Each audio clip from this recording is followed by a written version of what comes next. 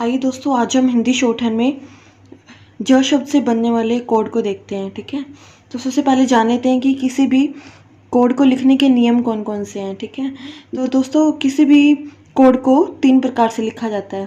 पहला है लाइन से ऊपर या लाइन के मध्य में, दूसरा है लाइन पर और तीसरा है लाइन को काट कर। तो देखिए दोस्तों, जब हम किसी व्यंजन को लाइन से ऊपर या लाइन के मध्य में लिखते हैं, यानी इस स्थान पर ये जो लाइनिंग जा रही है इससे ऊपर, तो उसका डिफरेंट मीनिंग निकलता है। और जब उसी व्यंजन को जब हम लाइन पर लिखेंगे तब उसका डिफरेंट मीनिंग होगा, और जब अगर हम उसी व्यंजन को लाइन काट कर लिखते हैं तब उसका डिफरेंट मीनिंग होगा। यानी कहने का मतलब है कि एक ही व्यंजन को जब हम तीनों तरीक़ों से लिखते हैं ना, तो उसका तीनों बार अलग अलग मीनिंग आएगा। ठीक है, तो थोड़ा जैसे देखिए दोस्तों, जैसे ज शब्द है, ज शब्द को हम हिंदी शॉर्टहैंड में इस प्रकार लिखा जाता है। ठीक है, तो ज शब्द को अगर हम पहले मेथड में जैसे लाइन से ऊपर या लाइन के बीच में लिखते हैं इस प्रकार से, तो इसे हम क्या रीड करेंगे, इसे हम रीड करेंगे आज या जाए।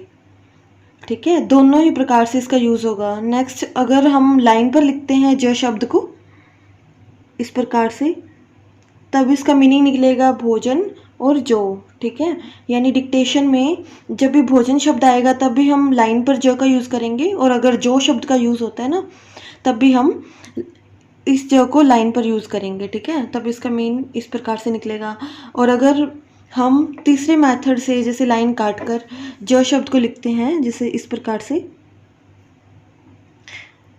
तो इसका क्या मीन होगा, जरूर या जरूरी। ठीक है, और नेक्स्ट है ज़रूरत। तो क्या होगा कि जरूर शब्द के साथ है जब हम ता का आंकड़ा यूज़ करते हैं तो इसे ज़रूरत पड़ा जाएगा। ठीक है, ठीक है, नेक्स्ट उसके बाद है जीवन या जीविका। तो जीवन जीविका, देखिए दोस्तों, हिंदी शॉर्टहैंड में ना ज इस प्रकार से तो यूज़ होता ही है, लेकिन एक ज का आंकड़ा भी यूज़ किया जाता है। जिस प्रकार इंग्लिश में यू होता है ना, वर्ड एक यू, उसी प्रकार शॉर्टहैंड में इस प्रकार से ज शब्द का यूज़ किया जाता है। ज जिसे आंकड़े के रूप में बोला जाता है। ठीक है, तो जैसे हम जीवन में यूज़ करेंगे ज के साथ व और न, जीवन। ठीक है, उसी प्रकार अगर जीविका शब्द है तो इसमें भी यू शब्द यूज़ करते हुए आंकड़ा यानी ज का, जीविका। ठीक है, इस प्रकार से छोड़ देंगे इसे, जैसे इस प्रकार से जीविका। ठीक है, इसे हम थोड़े एग्जाम्पल के थ्रू भी देख लेते हैं। जैसे देखिए, आज के समय में प्रत्येक व्यक्ति का शिक्षित होना बहुत ज़रूरी है। तो देखिए दोस्तों, इसमें एक तो ज़रूरी शब्द आ रहा है। ठीक है, तो और एक शब्द यूज़ हो रहा है आज। तो हम दोनों ही तरह से इसका यूज़ देखते हैं। जैसे आज शब्द हमने देखा था कि लाइन से ऊपर लिखा जाता है, तो इसे हम लिखेंगे इस प्रकार से, आज के समय में प्रत्येक व्यक्ति का शिक्षित होना बहुत ज़रूरी है। देखिए, ज शब्द का हमने कैसे यूज़ किया, इसे लाइन काटते हुए। ठीक है,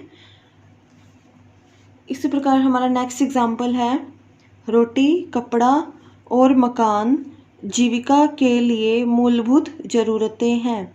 तो इसमें देखिए, जीविका शब्द का भी यूज़ हो रहा है और एक ज़रूरत का भी हो रहा है।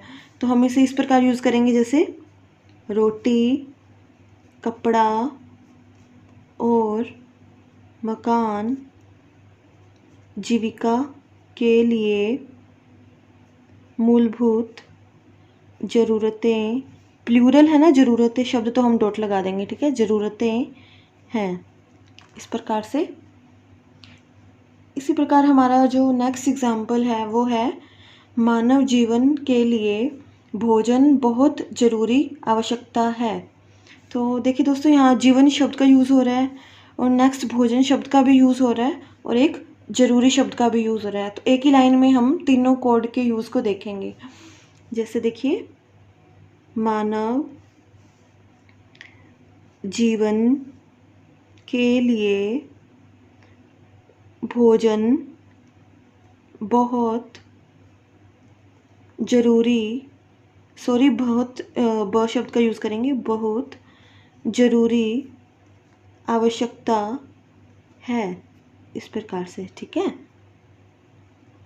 नेक्स्ट है, चाहे कुछ भी हो जाए हमें सच्चाई का रास्ता कभी नहीं छोड़ना चाहिए। तो देखिए दोस्तों, इसमें हम जैसे जाए शब्द का यूज़ हो रहा है, ठीक है। हम जाए शब्द के यूज़ को देखेंगे इसमें।